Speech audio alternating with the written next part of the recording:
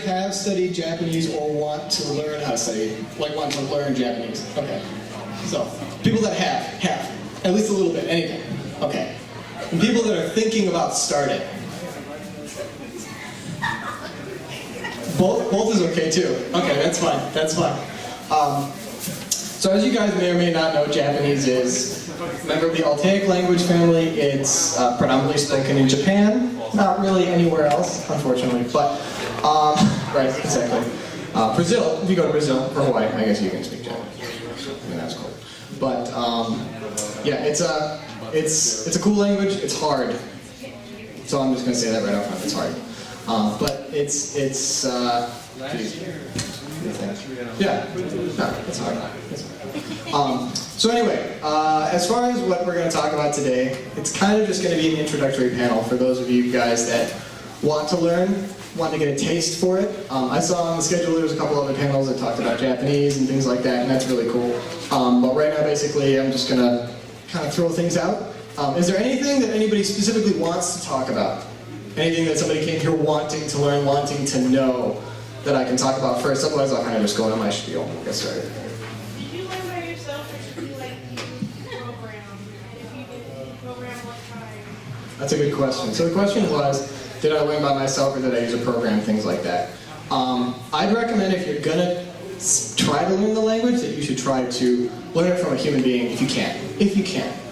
If it's an option to take it at school, do that. If you're in high school or middle school or whatever and they don't offer it, which is often really a common thing, definitely try to take it at a local college. A lot of colleges, a lot of high schools allow you to go and take it as a language. So if you can take it from a Japanese person, that's awesome, because they're really good at it. I don't know why.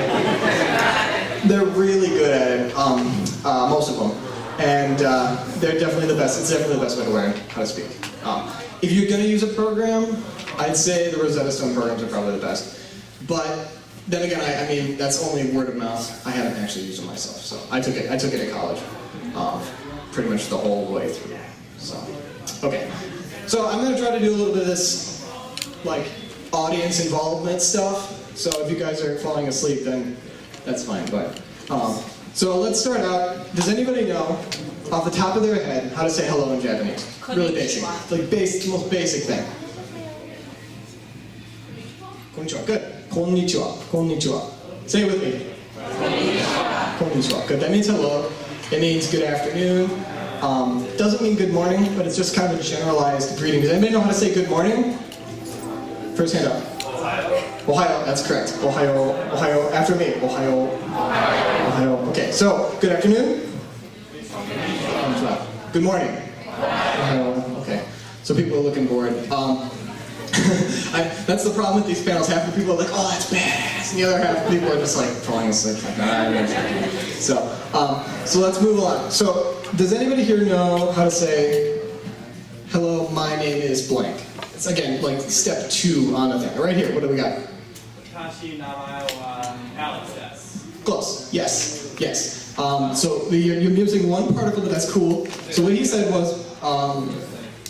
So essentially what you're going to say is, the first word, and this is basic phrasing, first word, watashi, watashi, watashi, watashi, okay? After me, once, watashi.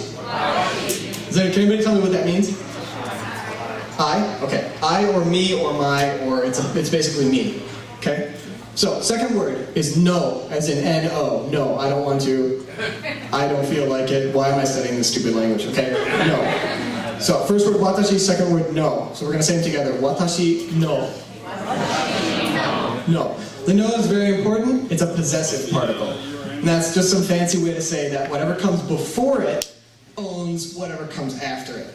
Okay? That's kind of how Japanese is set up. It's set up like little Lego blocks. You kind of just take a noun and you stick something between it, and then you put another noun, and then you put something else, and then there's a verb at the end. And somehow that makes sense. I don't know how. It's magic. But that's how it works. So. First 2 things, watashi no. One more time. Watashi no. Okay? Third word. Who can guess the third word other than you? Does anybody know? What do we got? Namae. Namae, correct. Namae. Can anybody guess what that means? Super easy. Name. Good. Excellent. Fantastic. So, it's namae. Namae. Namae. Okay? So, watashi no. Watashi no. Namae. Fourth word. Can anybody tell me the fourth word who hasn't talked before? What do we got? Wa desu ne. So, watashi no namae wa. Wa is basically the part of the sentence that kind of, the particle that holds the whole sentence together. So wa basically is the same is. That's what it is. Saying the stuff that comes before it is the stuff that comes after it.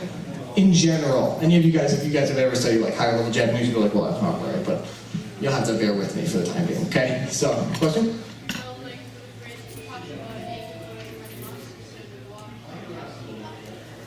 Yes. Yep. So the stuff that comes before watashi is the stuff that becomes after. So I'll throw the technicalness at you. The wa is actually, it says as for. It means as for.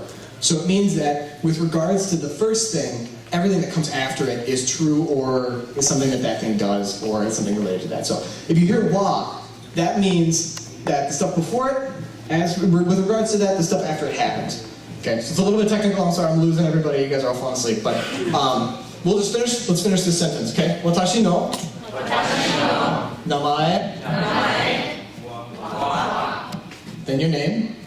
Whatever your name is. Okay. Whatever your name is. Biff McStooge. And then, can anybody tell me the last word in this kind of a sentence? Des. Fantastic. Des. So, you see it written. I'm going to tell all you guys this right now because I hear it from so many people, especially people that try to learn on their own. It's written out when you write it out, D-E-S-U, des. And that's kind of like the end of the sentence. It just says, sentence is done, you don't have to listen to me anymore, we're finished. I have nothing more to say, okay? It's written D-E-S-U in English, but it's pronounced des. D-E-S. That U drops off. They don't actually say that. So if you say desu, it sounds strange. 99% of the time.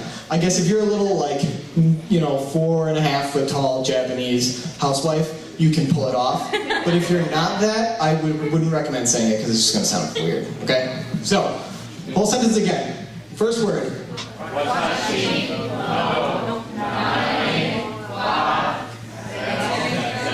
This. ね。私の名前はケイシです。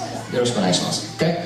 So, let's see, what else? Let's see, that's usually what I do. I usually just go through a couple phrases. What's a good phrase? What's a good phrase? Somebody give me a good phrase. Basic phrase. How are you today? Anything? How are you today? How are you today? Yes. Let's see. They don't actually say that ever. Really? They're not... Do they just assume it then? Yeah, I guess they just assume that you're doing okay. Or that you're working really hard, or that you're studying. I mean, that's probably just what they assume that you're doing, so... I think they ask about the weather instead. Yeah. What was the question? What? Weather maybe? Don't they ask about the weather instead of asking, how you're doing, I think? I don't know, I just... You can do that, yeah. Yeah, let me see. What's up? That's a good one, yeah. Yeah, so, there you go. So, we'll do that. Thank you.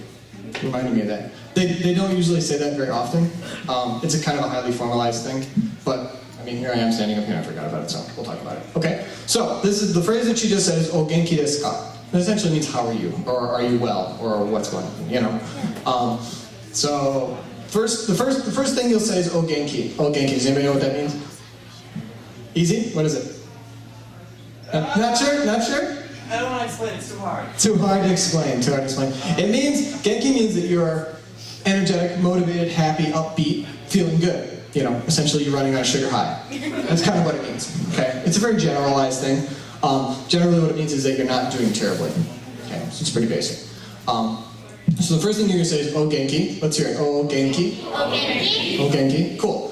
"O genki," and then the last thing, the second thing we're gonna say is the last thing we said from the last sentence. Who remembers that? Yes. Bullseye. Okay, it means that everything that comes after it. I mean, everything that the sentence is over. That's a statement. So. Kind of. Thank you. Kind of. Yeah. What's the O mean? The O. Good question. Does anybody know? Can anybody tell me off the top of their heads? You? That's correct. Yes. It's an honorific particle. Okay. So when you put O in front of something, it doesn't go in front of everything. But when you put it in front of something, it means that the stuff that comes after that particular thing is elevated to an extra fancy kind of level. So when you're talking to somebody very You know, when you're trying to be formal, when you're trying to be nice, when you're talking to your boss, when you're talking to somebody like who's a customer who's going to buy something from you, or when you're trying to ask a chick out on a date or whatever it is, you have to make sure that your verbiage is extra fancy. So when you're saying "oh genki," you're asking them, "Are you genki?" And their genki, the genki that they have, has to be elevated above you. So that's kind of what it's expressing. I don't know if that makes sense, right? It sounds kind of messed up, right? I always tell my Japanese friends that, like, if I were meeting, you know, if President Obama was standing here, I'd talk to him pretty much the same way I talk to most people, in general, right, in English. But in Japanese, it's very different. They have very different levels of stuff. And they've got this stuff called keigo, that if you take Japanese, it'll destroy you. It'll wreck you. And that's that honorific kind of high-level language. You don't have to worry about that stuff. But, so that's what the O means, yes. It was an honorific particle, okay? Generally, just ignore it. Phrase it. Yes, question. Yeah. I'm sorry. Yep. You're lucky though if you get hired in a Japanese company or something like that. They will assume that you're not Japanese and that you don't know anything about Japan and can't speak Japanese. So if you mess up, they'll be like, "Oh, you're so cute, you messed up," and they won't fire you. So you'll be okay. If you were Japanese and you forgot your O, you'd be gone in a heartbeat. So, but yeah, it's a lot. Like Japan's a lot nicer if you're not Japanese. So, okay. Whole phrase. Does anybody remember the first thing we said? The second thing? Yes. What's the last thing? Ka. Good. Ka. Car. Okay, other than the sound a bird makes, what does that mean? Anybody know? Question. Question mark. Yep, exactly. So, stick ka on the end of something. If you hear ka, generally, in a sentence, you're watching an anime, you hear ka, it's a question.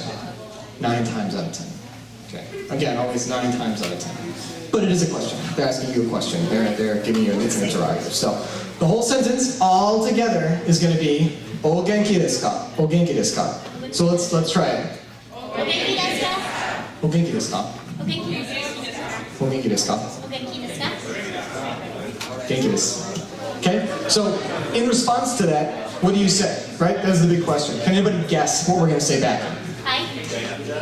Genki desu. Genki desu. So, genki desu. So, in response to that, somebody asks you, "O genki desu ka?" You're just going to drop the ka, say the thing back to them. Because that's what the Japanese love to do. They like to say things that you say to them back to you. That's what they do. It's kind of how it works. So, basically, if somebody asks you, "O genki desu ka?" you're going to say, "Genki desu." Genki desu. Yes? What's up? No?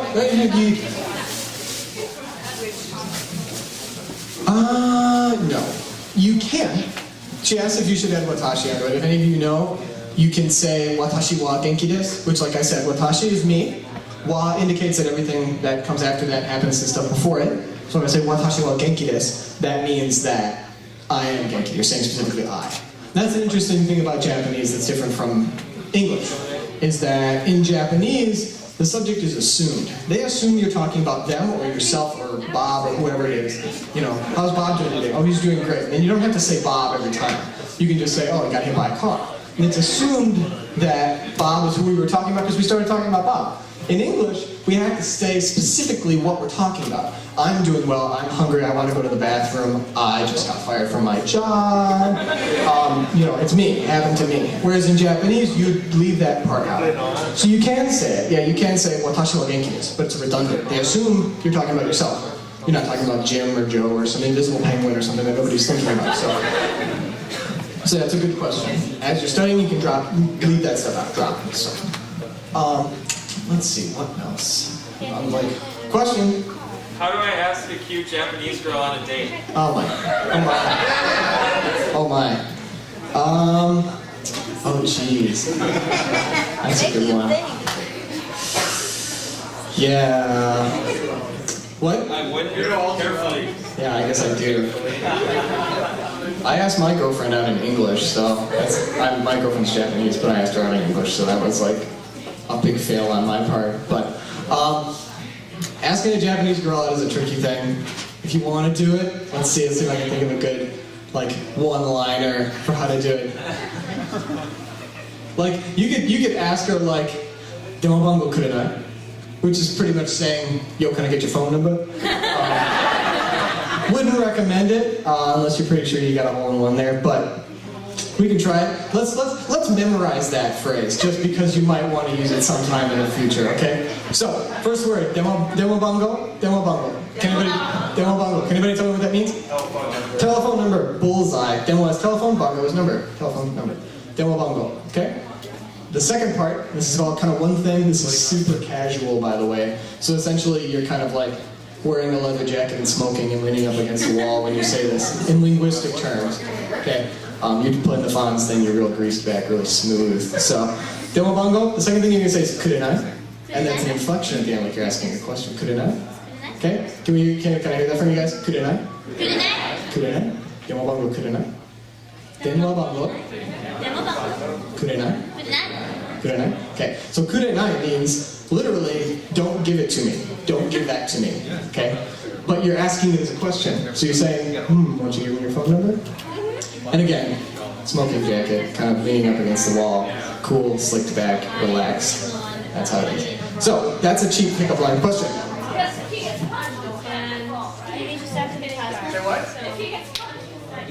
No, it's not my fault. I don't hold any liability for this.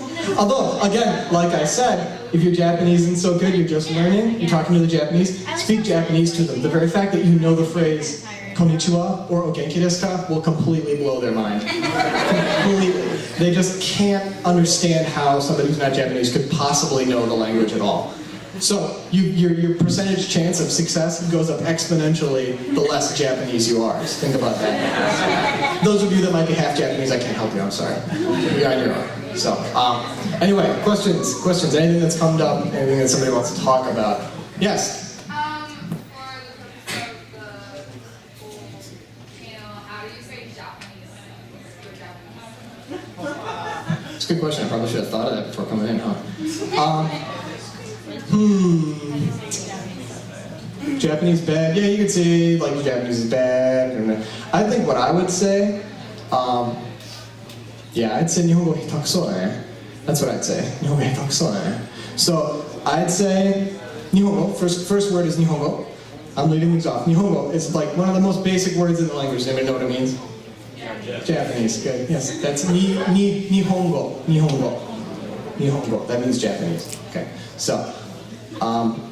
Second word in that sentence that I just said was hitakuso. Hitakuso. Now that is a very rude word, and you probably shouldn't use it very often, but I'll tell it to you anyway. Hita means unskilled or not good at. It means like you're bad at something, physically or mentally or any other kind of thing. Like, you know, you can't play tennis, or you're terrible at cooking, or pretty much anything you can be bad at. You're hita.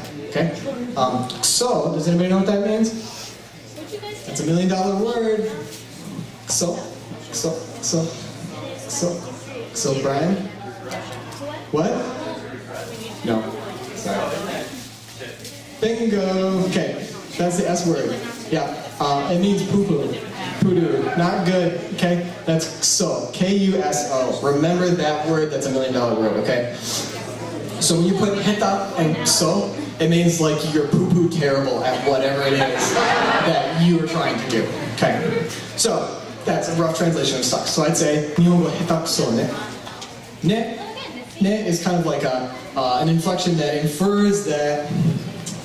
Does anybody know what ne means? And can summarize it in 2 seconds? What do you think? What do you think it means? Do you agree or is it? That's a good estimation. So ne is essentially something that you'd say to somebody when you're saying to them, you know, what I'm saying is true, don't you agree? Isn't this something that you agree? So that's something you can add. You might hear ne, something like that. It means, don't you agree, isn't this something that's true? Okay, so it's basically you're saying, I'm right, and if you don't agree with me, you're wrong. Okay, it's kind of the inflection there. So the whole sentence that I just said, your Japanese sucks, because she asked me, and she took off, but that's fine, is, oh, you moved back. Oh, that's right. No, I'm sorry. I saw somebody get up over here, and I lost track of everything that was going on. Okay. The whole sentence is, Nihongo hitakuso ne. You're saying ne, meaning like, your Japanese is terrible. You know it, I know it, everybody in the room knows it, you should just admit it and get it done with, okay? So, the whole sentence, here we go. Nihongo hitakuso ne. One more time. Okay. いいね。いいね、それいいね。いいな。My Japanese is terrible? We're going to switch this around because you don't want to say that my Japanese is hitakuso because then you're kicking yourself down to the bottom level. You only want to say that to somebody you're talking to, right? So, my Japanese is terrible. That's a good question. Okay. My Japanese is terrible. First thing we're going to say is me, I. What is that? Good. Watashi, watashi. Okay. Second thing is that possessive particles. Anybody remember what that thing was? No. Bullseye. No, I don't want to do this anymore. I'm done. I'm finished. Okay? So, first two things. Watashi. No. Okay? And then that word for Japanese that we just talked about a second ago. Who remember? Nihongo. Nihongo. Okay? Watashi no Nihongo. All at once. That means my Japanese. Right? My possessive Japanese. Okay? Watashi no Nihongo. All in one. Let's see it. Let's hear it. Wa. Let's see. What's the last word? I'm trying to think. I'm trying to like get like a good like even translation out of my head, and I'm like, I didn't sleep much last night, guys. I'm sorry.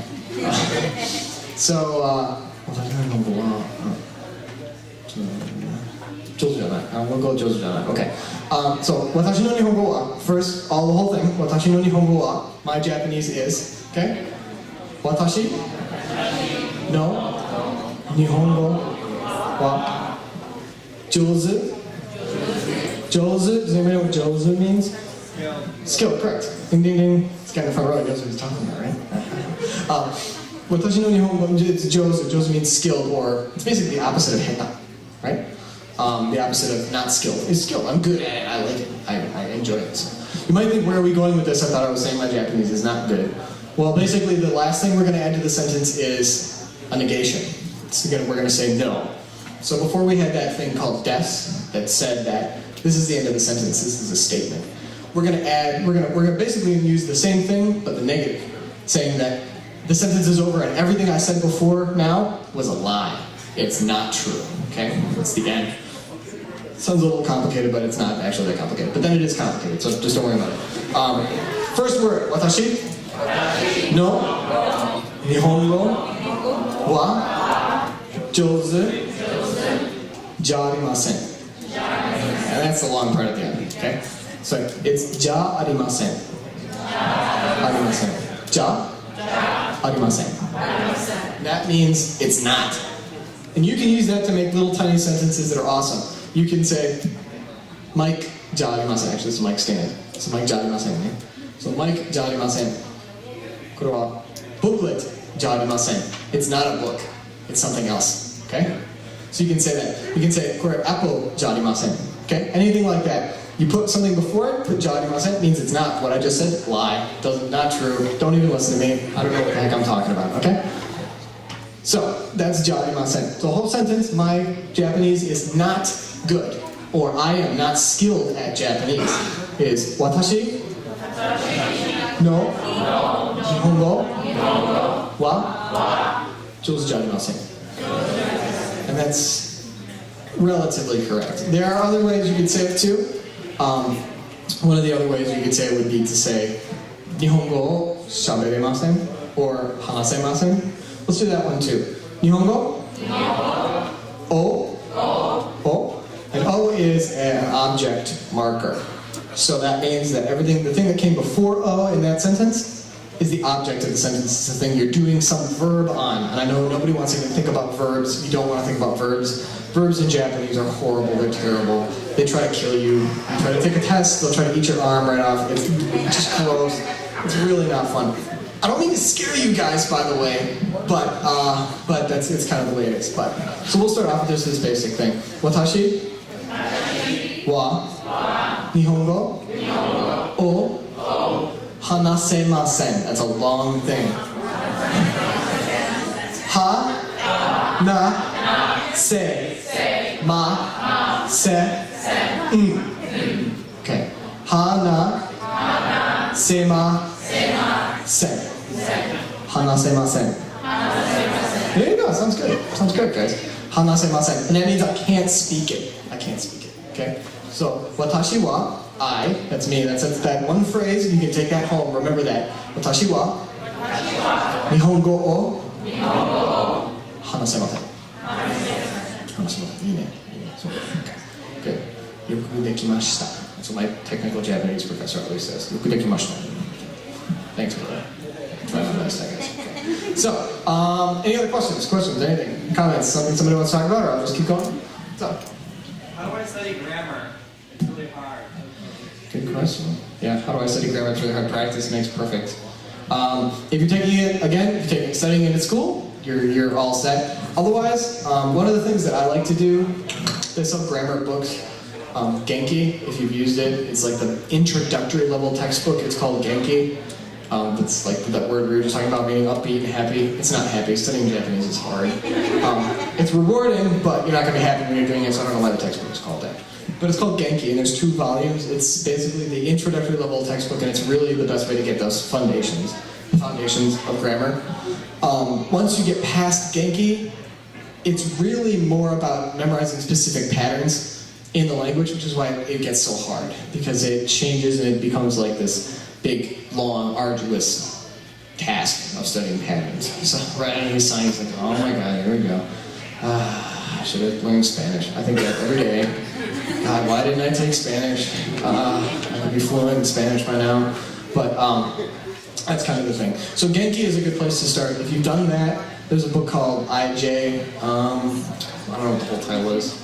Intermediate Japanese, something or other. It was written by one of the professors at Madison. She's good. She's really scary.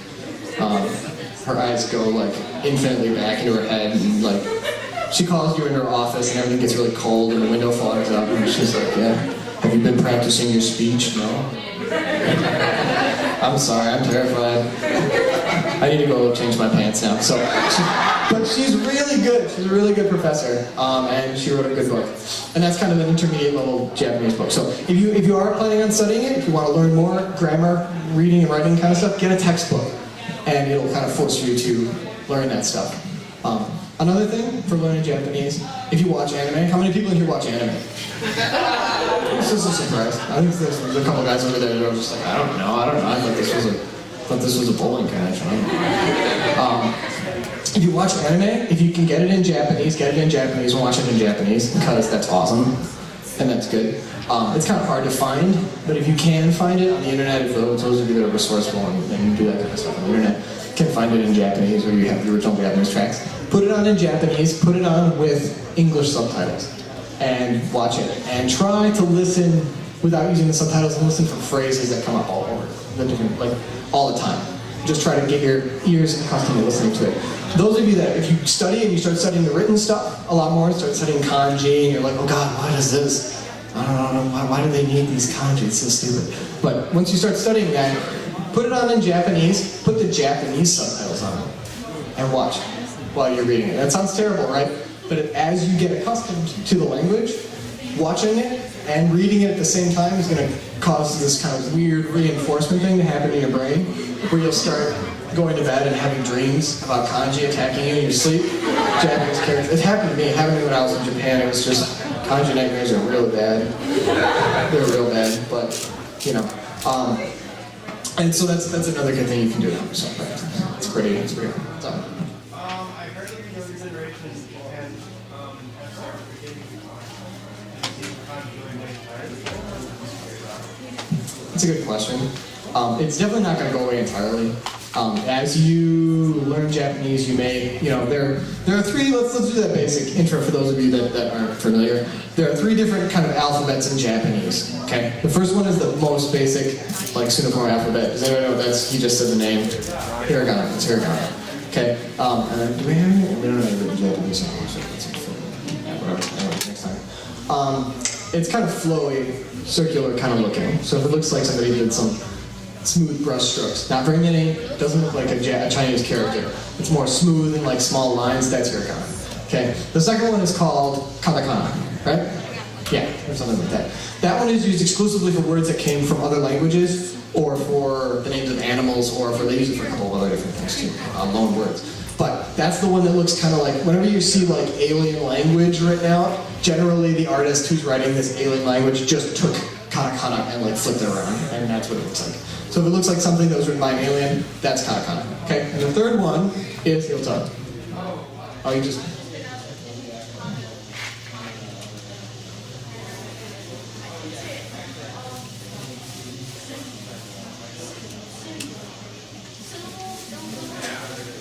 That's correct, yeah. So yeah, and those two alphabets, they read phonetically, like English. So you can look at it and not know what the meaning is, not have seen it ever before, and you can learn how to read it.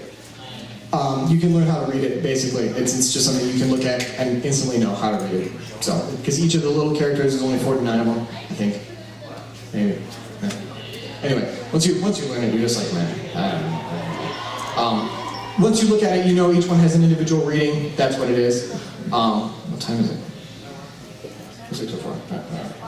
6 o'clock. I'm gonna let you guys out early because I don't think so. But once you look at it, you kind of know how to read it, and that's basically how it goes. So yeah, they are phonetical. But we have these. Oh, Eric. Okay, we have these three alphabets, right? These three basic alphabets. The third one is kanji. Those are Chinese characters. Okay, so that's why when you see Japanese, it looks like character, some squiggly crap, character, squiggly crap, circle. That's generally how it works. The squiggly crap is the hiragana and katakana, and the characters are Chinese. They're actually from China. The readings are different than they would be if you were reading them in Chinese. The meanings are a lot of times the same, but not always the same. Okay. So, the question that gentleman over here asked was, the younger generation are forgetting the kanji, those Chinese characters. Are those going to go away? Absolutely not. The reason is because if you try to read a whole sentence with just the squiggly stuff, you have no idea what's going on. You have no idea where one word starts and the next word ends, and it kind of flows together and makes your head like hurt and your eyes bleed. I've tried it. It's really not good. Well, sometimes in manga, if they're doing like communications over the radio, it'll be all in katakana, and you just don't even know what's going on. So the kanji do help, because if there's a noun, a verb, an adjective, any of those words that actually have like meaning, really, that aren't part of the grammatical structure of the sentence, those will be in kanji, those will be in characters. So that's convenient, because you can look at a sentence and you can see kanji, not even read the squiggly stuff and kind of know what's going on. So if you're studying for an exam, you can just look at a page and be like, kanji. Department of Agriculture did something related to something economics, and there was an increase in something, and something happened, and boom, you're done. You don't even need to worry about squiggly crap. But the problem is, if you don't know what the characters mean, you have no idea what's going on. And that's one of the other tough things about Japanese, is learning the characters specifically. So, because they didn't think of putting spaces between words when they invented the language. Exactly. Yep. Spaces are just like, I don't know. That's a convenient idea, I guess. What's up? So what's harder, learning Japanese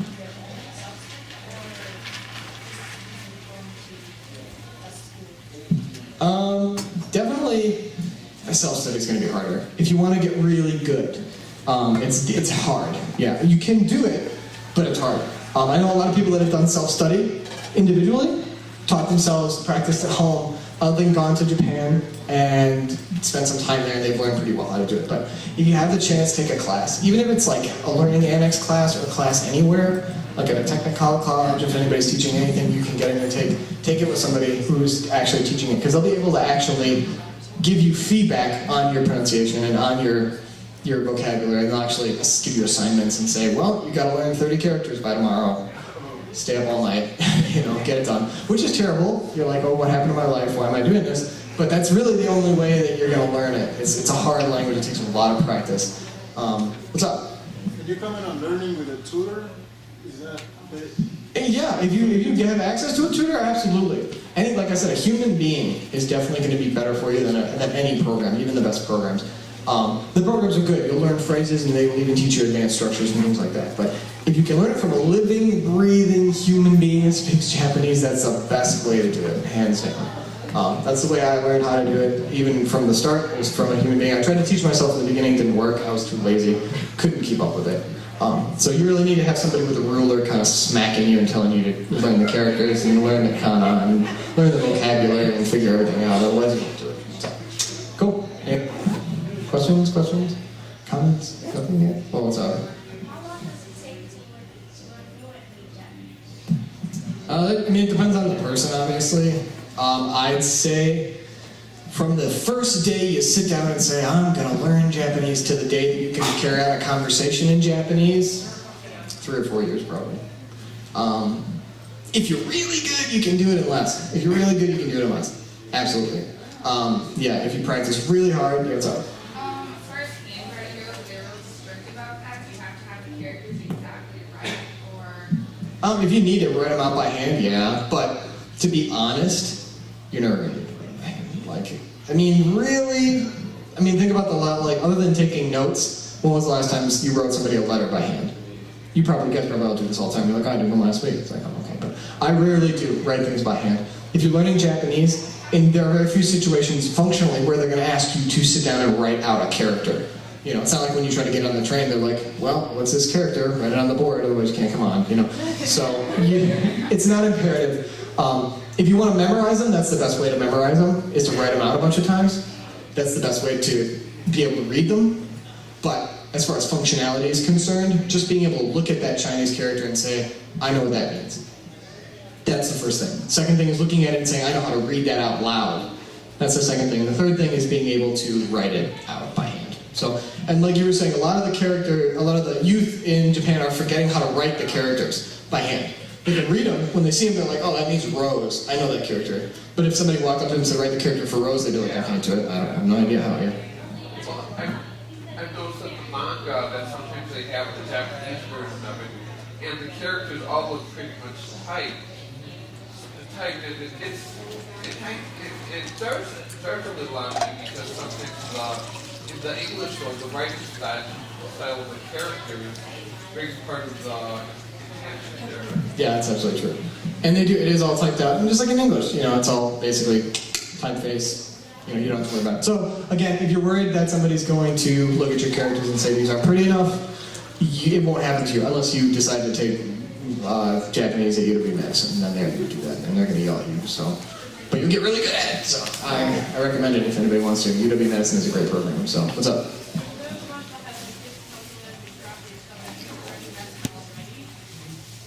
Writing Japanese is going to be very Yeah, maybe. I mean, I don't know. It's not, again, don't sweat it, the writing, don't sweat it too much. If you practice it, you'll get better at it, but I wouldn't worry about it too much. Any other questions, comments, anything else? I can move on, or I can go back, or I can, we're kind of just flexible, we're just chilling. What's up? Talking? No? Question? No? What's up, man? I know there's a great website for finding people to talk to. It's Shared Talk. Have you heard of it? I have not. What is it? Oh, it's run by Rosetta Stone. Okay. Basically, you can talk to anyone around the world. They're come there to practice English, and you can practice Japanese or whatever. That's really good. Yeah. If you have any, what's the site called? Shared Talk. Sharedtalk.com. Maybe a hyphen in there. Maybe a hyphen. There's always maybe a hyphen, right? Yeah, so sharedtalk.com. Anything like that where you can get some actual communication in. There's a lot of people looking to learn how to speak English. They're trying to get the practice out there. If you're just starting, even just learn basic phrases and practice those over and over again. You know, Rosetta Stone, or that's kind of expensive. There's a lot of other less expensive ones. They'll teach you those basic phrases and just get you talking. What I used to do that helped me the most for learning Japanese, I'm ashamed to admit, is I used to talk to myself in the shower a lot, all the time. Yeah. Talk to yourself, repeat it. I used to think up a dialogue. I'd be like, oh, I want to order a cheeseburger at McDonald's. What the heck am I going to say? Then I'd try to say it, and I'd figure it out until I could say it, and I'd spend 45 minutes in the shower thinking about it. And then I'd try to have this dialogue, and I'd mess it up, so I'd say the phrase over and over and over and over and over again until I got it right. And that's one of the things that really helped me get that stuff pinned down. So if you are learning it, or you're planning on learning it, practice that stuff. Talk to yourself in the shower. You know, mutter to yourself when you're in the car or whatever it is, and people think you're crazy, but it'll really work. So it'll do wonders for your Japanese. That was a great thing. Okay, yeah, try it. I know it sounds a little bit weird, but if you got friends that are learning it too, speak to each other in Japanese. That one's a lot harder to do. Honestly, I hate talking to people, to Americans in Japanese, because I'm just like, this is a pain in the butt. I don't want to do this. I just want to talk to you in English. But if you can do it, if you have the discipline to learn that and to apply that with your friends, just bounce those words back and forth across, to each other, do that. It'll help you learn. You'll get better. Things like that. Any other questions? Things that people want to ask? Things that people want to know? Anything at all? Things that somebody wants to know how to say? Anything like that? Words, phrases? Nothing? People are just chilling. What's up? Many? Generally it means stupid. It generally does. I'm trying to think of multiple uses. It means stupid. So pretty much anything that you would, any compound that you would put together. The word is baka, by the way. I'm sure most of you probably know what it means, but it means stupid. Like as in not so good in the mental department. And it has millions of uses. Most of them refer to somebody being stupid. So that's pretty good. You know, it is a good expletive too, to just kind of yell at people. Yeah, I hear it a lot around, especially around cons. Kids love to run around. So that's a good. I'm going to teach you guys another phrase. This one's kind of a swear word, but it's in Japanese, so it's okay. So you can say it to people; they won't know what you're talking about. Okay. So this is a phrase for somebody who's a stupid person. Okay. You'll hear this in anime a lot. They say this all the time. Okay. The first word is baka. Baka means stupid. The person's stupid, obviously. They're stupid, so the first word's going to be stupid. Baka. Okay. The second word is yaro. Yaro. That's like Y-A-R-O-O-O-O-O. Okay? So that's kind of how yaro. Okay? So, baka yaro. Baka yaro. Let's hear it. Baka yaro.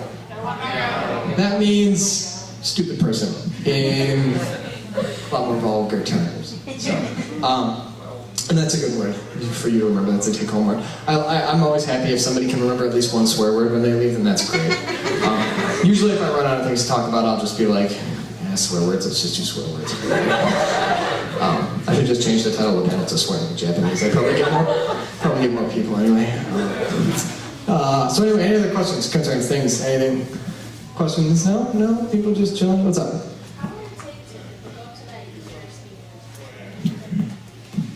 Madison? University of Wisconsin? Yeah, it's good. What do you mean? What was the question? Like,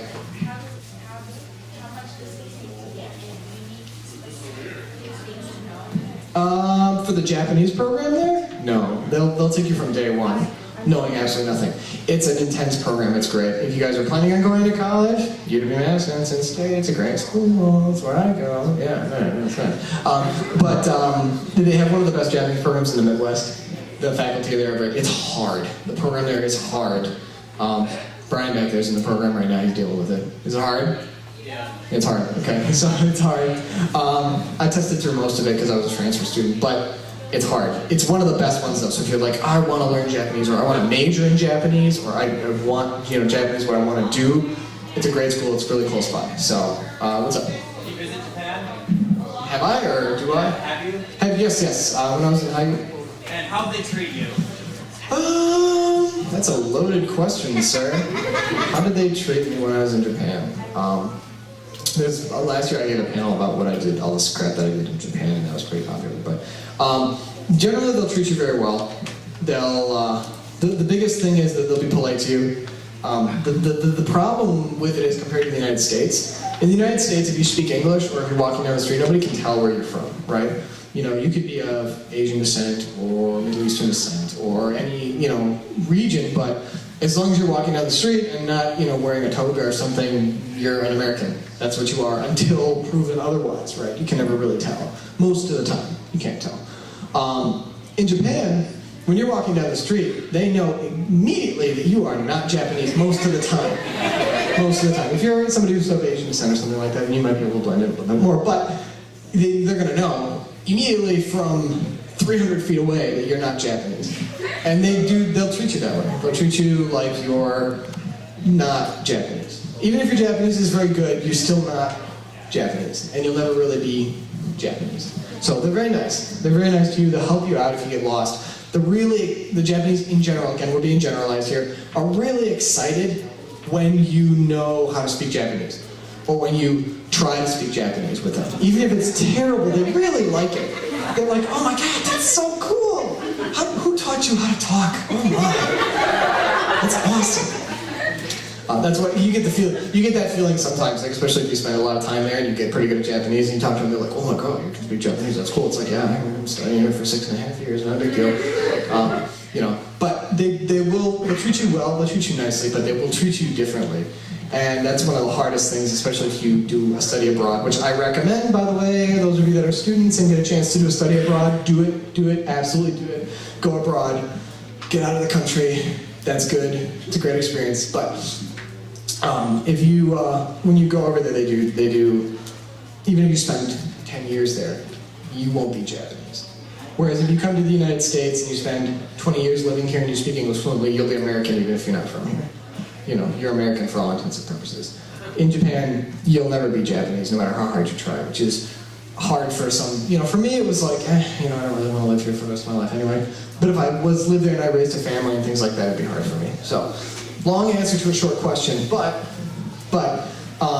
it's a great place to go for vacation. They'll treat you really well. If you live there for a year for study abroad, great, that's awesome. You know, you'll learn so much. They won't, you know, bark at you. There's very little racism, like overt racism.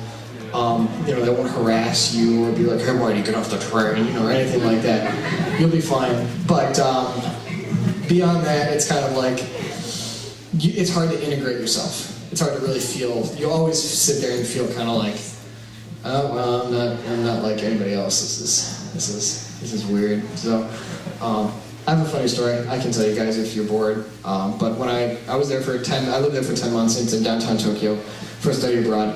And about 8 months in, I pretty much, you know, become completely accustomed to my surroundings. It was just day-to-day stuff. Everything was boring. You know, I was used to seeing weird things walking down the street and all different kinds of stuff, and you just kind of get used to it. You know, and I'm sitting on a train, and eventually you get to the point where, like, you're used to seeing nothing but Japanese people all day, every day, nothing but Japanese people, which sounds like a little bit, you know, like leery, but it's true. When you're living in a country with a population that's 99% Japanese, you know, something that's not Japanese tends to, like, jump out at you. So I was always, my friends and I would always feel bad when we'd get on a train, and everybody would kind of just look like, huh. I wonder if he's lost. Huh. What's he doing? Yeah. So I was thinking about this kind of thing, and I'm sitting on this train. The door opens, and maybe, you know, 5 college students from the United States walk on. They were like on vacation or something, I don't know, doing something. And I was like, they were making a lot of noise, and they were, you know, jumping around and being obnoxious in general, you know, just being American college students. And I was like sitting there looking at them, and I gave them the look. I was like, huh. I wonder if they're lost. And then it hit me in the side of the head. I was like, oh, what have I become? I've become Japanese. So that's kind of like, you know, you stay there long enough, you feel integrated. You're like, you feel part of the system, but you're not necessarily part of the system. And that can be kind of difficult. Yeah, what's up? What's probably the strangest thing you've seen on Japanese TV? Yeah. Strange. I asked a good question. That's a good question. That's good. Good question. The strangest thing I saw on Japanese TV. I'm sorry, everybody who's here. This has kind of turned into things about Japan Q&A, which is fine by me. I've got lots to talk about. But strangest thing I saw on Japanese TV. Okay, definitely one of the things that struck me the weirdest I saw on Japanese TV was this kind of variety show. Everything's a variety show over there, by the way. I didn't have super cable. I just had the basic 6 channels or whatever. But generally it'll be a variety show. You've got a panel of celebrities. These people are paid to be celebrities. They don't actually do anything. A lot of celebrities in the United States are actors or musicians or something like that. These people are just celebrities. They're famous because they're famous. I don't know how they get famous, but they are famous. Some of them wear costumes. They're these 2 guys that always carry wine glasses that are half full for whatever reason. And they show up on all these different shows. So anyway, you'll have your panel of celebrities, and then you'll have them bring on something that's interesting. Like, here's a dog that can play the piano. And the celebrities will comment on it, and they'll say, oh, that's so cute. And then they'll bring something else on, like, oh, here's some weird food from Thailand, and they'll all eat it. And then they'll comment on it. This is how Japanese TV is. I mean, I guess if you're Japanese, you think it's funny. I didn't really understand the point. One of the things that they did that I thought was kind of like, what? Was, and again, this kind of has to do with the homogeneity, I don't know, whatever, of Japanese society. Everyone's Japanese, everyone's roughly the same height, they all look roughly the same. This is, again, I'm generalizing here, but that's kind of the way the Japanese think. And they had these you know, it was kind of like a misfits kind of thing. So basically what they did is they took a really tall guy, maybe 7'2" or something, really tall guy, and like a primordial dwarf, somebody who's very, very, very short. and somebody who was dramatically overweight. And basically what they did with these three people is they took them around town and like took them to the aquarium, and they took them out to eat, and they took them to a convenience store, and they filmed them just doing stuff. And I didn't know, it was one of those things, I was a little bit offended by it, honestly. I was watching TV with my friend, and we were eating rice and boiled beef, because we were poor and we couldn't afford anything else. Watching TV in his apartment, like, what is this? What are they doing? They took him around, and the tall guy was really tall, so he knocked something over, and the panel of celebrities laughed, and everybody laughed, and it was funny. And I was kind of like, this is like, yeah, they were taking advantage of these people, and it was. So that's one of the first examples that comes to mind. And the other one that I always tell people is there's this show. It was like a karaoke show. Again, panel of celebrities, and then a judge like sitting on this big throne. And so one of the celebrities would go up on the stage and sing some karaoke song, and they'd start singing it, and they'd do the music and the lights and everything. And if they got too off key, or the judge didn't like them, he hit a red button, and like a 6x6 styrofoam boulder would swing down and smack him in the face, and send him flying into like a pit of like goo or something like that, and then that'd be it. And then the next person would come up, and you won money if you got all the way through it without getting hit by the boulder. Yeah, so stuff like that. That's pretty general. Anything else? Any other questions, comments, anything like? I'll talk about anything. Anything anybody wants to talk about. Nothing? Yeah, what's up? How often do you use onomatopoeias in daily conversation? Too much. Too much. Too much. Short question. Short question to it. Short answer to a short question. So onomatopoeia, everybody probably knows, is like, it's a word for a sound. In English, we got a couple of them: big, pop, zoom, zam, smack, smooch. I don't know, whatever. You can think of more on your own time as an exercise. But in Japanese, there's books and books of them. I have a dictionary of them at home. It's like this thick, this thick in Japanese of these onomatopoeia. So too much. They use them too much as a word. So an example of an onomatopoeia is doki doki. Does anybody know what that means? Heartbeat. Heartbeat. Wow. Oh, jeez. So you guys know more than this. I learned that like last week. So doki doki is like heartbeat. It's a heartbeat noise. So that one comes up a lot in anime. You know, the main character was sitting, and then like the love of his life will walk in the room. So that's kind of how it is. But it comes up. You can say like doki doki shichata. So it's like, oh, I doki dokied. Something like that. You can use it as a verb. Which is like, I guess in English you can be like, oh, well, you know, I smooched her, we were both drinking, it was a bad thing, I'm trying to forget it, but, you know, that word, like, in English we've got a couple examples. In Japanese there's hundreds and hundreds and hundreds and hundreds of these words. I only know a couple, I can't really even think of them off the top of my head, because we did them in class, and they were like, here, there's 100 of them, memorize them. I'm like, I'm not going to do that. I'll try to guess when you say it, I'll try to guess, like, chiku chiku, I don't know what that is. Probably, and then they're specific too, they're like, the sound of pouring rice into a rice maker is that sound, but that's not any other sound, that's just that one. It's different from all the other ones, you know. And they're all kind of the same, like, you know, nudu nudu. Anybody know what nudu nudu means? No? Nudu? Nudu nudu? That's, yeah, good. That's the sound of something being slippery. But you didn't think something being slippery had a sound. That's what the sound is. What?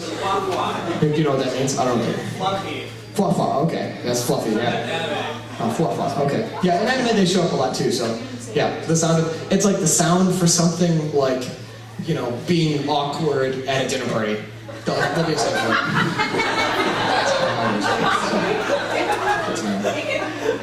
That's 6:28. Alright. Yeah, definitely. So, yes, short answer. A long answer to a short question. Again, do they use onomatopoeia in conversation all the time? Yeah, too much. Too much. And you gotta ask, what's up? Well, I noticed though that when you were describing it as a verb, but you ended it with stop. Okay, That's true, yeah. Yeah, So, English, yeah. English doesn't quite do things that way. Yeah. I mean, Shakespeare's it's so infamous, without Herod's error. It's something they don't think translates into any other language. No, that's absolutely true. In the world, but Yeah. I know that's like the past tense of suru. Yeah, Which yeah. is what they usually use with their. Yeah, suru is a verb. It basically means to do. So when you say doki doki suru, it means I did doki doki, which means what I just said. So, but I won't bore you guys with the details of that. But yeah, so they use them too much. of one of those things. I saw a hand. Anybody had any other questions? Something? What's up? I just love you make Tommy. You're a great guy. Oh, thank you. I'm trying my best. I have 3 exams next week in like fluid mechanics and all kinds of other terrible stuff. So I'm a little bit ill prepared. So thanks guys for being patient. But what's up? Question? Comment? Anything? What's up?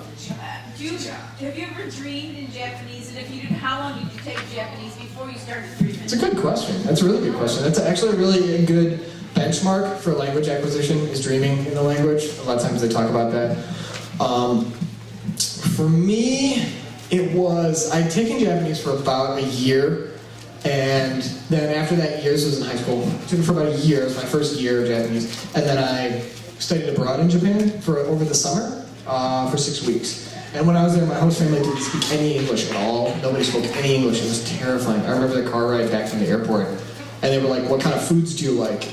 And I was like, "What?" He's like, "What kind of foods do you like?" I was like, "What? What you saying? What kind of foods do you like?" "Oh, what kind of foods do you like?" "Oh, I don't know, different kinds of stuff." And then they'd say something else. I was like, "I don't know what you're talking about." You know, you got that. I brought my textbooks with me on that trip, by the way. I had my first semester textbook. I was like, "Oh God, what are they asking me? I don't know what this is." But so it was during that trip. Yeah, I had my first dream in Japanese. It was a nightmare. Yeah, my host mom was yelling at me. So, and then it happened for real later. There's nothing more terrifying in the world than having a 4'9" woman screaming at you in a language you don't understand. Nothing more terrifying in the world. I swear, nothing more terrifying in the world. But yeah, it took me it was about a year, and I started doing it after I really started conversing in it daily, because it was like this thing where I was practicing it, because I was like, well, I'm hungry, I need food, and I need to take a shower. If I want to take a shower, I gotta ask them if I can take a shower, because they might be doing laundry. Oh, how am I going to do that? So then you got to think, like, what's the word for shower? I'm like, nah. And then you got to talk to them, and they're like, we don't know what you're talking about, kid. And then, so you got to go back to the dictionary and find out when, I messed up this word. Go back, you want to take a shower? Yeah, go ahead, take a shower. And so you're doing this every single day to try to get yourself through these. That's why I said study abroad is a fantastic experience if you can do it. You're doing this every single day to try to get your message across, and eventually your brain will start doing it without you thinking about it. They'll be like, you'll be sleeping and dreaming about something, and I remember I had a dream, it was a couple weeks ago actually. This is an example of a dream in Japanese. I've been talking to my girlfriend in Japanese, and she hates it when I talk to her in Japanese, but I do it anyway because I need to practice, dang it. And I had this dream that I was sitting in a math lecture. Like I said, I don't know if I mentioned I study engineering, so lots of math. Yeah, that's right. Sitting in a math lecture hall, my math teacher, his name's Bob Wilson. He's a race car driver. I don't know why he teaches math, but he does. Standing up at the front of the class in this dream, and he starts speaking Japanese to the whole class for whatever reason. So this is the kind of dream that I'd had. So generally for me, it's only little tiny pieces that happen, and they're always stuff that is completely unreasonable. Like I'll be, in the car, and the car radio will be Japanese. Or I'll be talking to my mom, and she'll talk to me in Japanese. I'm like, that's weird. So he basically in the dream, he told a joke in Japanese, and the whole lecture hall laughed. And then I was like, why does everybody in here speak Japanese? And then I woke up. So it was one of those things. But about a year to a year and a half, and that's a good indicator. Once you start dreaming in it, you're really starting to integrate it into your kind of consciousness. And so that's a good indicator. Another good indicator is when you start feeling like you're getting worse at it. You practice and practice and practice, and you try all the time, and you're like, I'm getting worse. That's the first indicator that you're actually making good improvement. So, okay, let's see what time it is. One more question, and I'm going to let you guys go because the cosplay contest is going to start in about half an hour. We should get seats. So, anything else? Last comments, questions, anything? Something somebody wants to know about Japan, life in Japan, speaking Japanese, anything? What's up? What's the funniest word you know in Japanese? Funniest word? Like, well, what do you mean? Funniest sounding. Oh,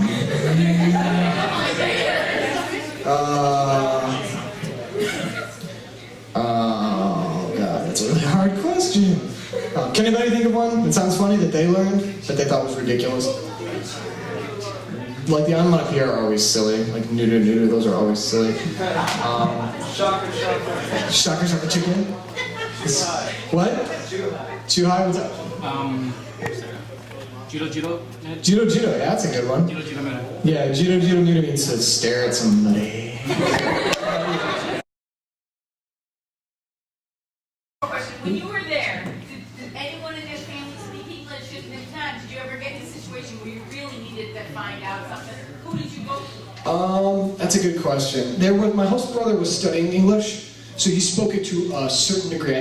He's much better now. He speaks it quite well now. At the time, it was not good. So I basically could say specific words to him, but if I said a sentence to him in English, like, yo man, where's the bathroom? He'd be like, what? So nobody in this family really spoke English at all. Luckily, it never came down to that where I was like in dire need, and I figured it out most of the time. If you are in that situation, there was somebody at the school I was going to who spoke English. She was from Hawaii. She was on the JET program, so they come. It's like one of the programs you can use to go to Japan to teach English. It's a cool program for those of you that are graduated from school. But so she was there and she spoke English. So if I was really lost or I was like, I don't know what's going on, I'd go talk to her and be like, yeah, I don't know what's going on. She's like, I don't know what's going on either. Just wing it. I remember once I got back late from a festival and my host mom was like sitting at the table like leering at me. And I'm like, I told you I'd be late. It's like 11 o'clock or whatever. She said some stuff to me. I didn't know what she was talking about. She didn't scream at me that time, which was awesome. But my older host brother was there and he said something and they kept talking about this thing. I'm like, I don't understand why. And she's like, if you stay out too late, something, something, something, something. If you stay out too late, something, something, something, something. I'm like, I'm sorry, I didn't mean to. Angry. She's like, if you stay out too late, something, something, something, something. And I couldn't figure out what it was, right? Didn't show up in the dictionary, because I had a little electric dictionary that I kept on my person at all times for just that kind of situation. And so eventually my host brother was like, if you stay out too late, and then he did this. Which essentially meant that there was a curfew. And if I stayed out too late, I'd get picked up by the police. And they'd take me to the station. It'd be a big, big problem. So you get through it. As a matter of fact, you develop a talent for pantomiming things, abstract concepts, and things you'd never be able to explain to somebody. And you just like pantomiming the concept of not wanting to do homework because it's boring. You're doing this with your hands using like verbs, like one word that you know. You get really good at that. But it's a really good experience, but it's hard, yes. That's one of the biggest difficulties. You really hit that wall. A lot of times there's not anybody to talk to. And so you just have to figure it out, which is, it's cool. It's really cool, but it's also, here, 6 years later, I'm like, wow, that was a really cool experience. But at the time, I was like, oh, this sucks. Why did I choose to do this? Why did I submit myself to this, all right? All right, well, thank you guys so much. I'm going to let you go, because Kyle's my conscience. So, thank you.